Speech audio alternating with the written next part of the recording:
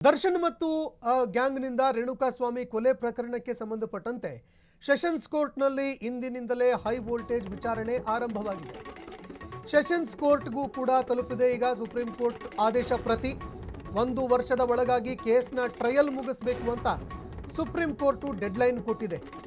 ಸಾಕ್ಷಿಗಳನ್ನು ಮತ್ತೆ ವಿಚಾರಣೆ ಮಾಡದಂತೆ ನಿರ್ದೇಶನ ಕೂಡ ಕೊಟ್ಟಿದೆ ಸುಪ್ರೀಂ ಕೋರ್ಟ್. 1 ವರ್ಷ ಡೈಲಿ ಬೇಸಿಸ್ ಮೇಲೆ ವಿಚಾರಣೆ ನಡೆಸೋದಕ್ಕೆ ಆದೇಶ ಹೊರಡಿಸಿದೆ. ಇವತ್ತು 57ನೇ ಸಿಸಿಎಚ್ ಕೋರ್ಟ್ನಲ್ಲಿ ಸಾಕ್ಷ್ಯಗಳ ವಿಚಾರಣೆ ನಡೀತಾ ಇದೆ. 2 ಸಾಕ್ಷಿಗಳಿಗೆ ಸಮನ್ಸ್ ಕೂಡ ನೀಡಿದೆ ಸೆಷನ್ಸ್ ಕೋರ್ಟು.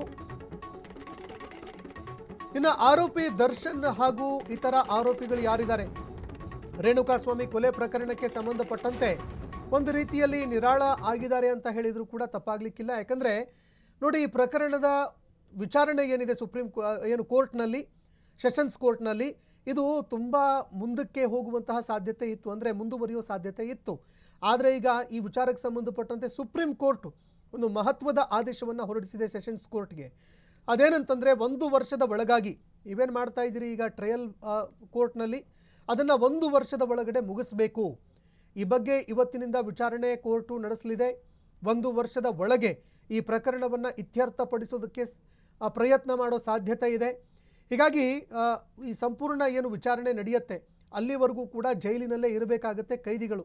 ಇದೇ ಕಾರಣಕ್ಕಾಗಿ ಈ ಒಂದು ವಿಚಾರಣೆ ಮುಗಿತಾ ಇದ್ದಂತೆ ಕೋರ್ಟ್ನಿಂದ ರಿಲೀಫ್ ಸಿಗೋ ಸಾಧ್ಯತೆ ಇದೆ.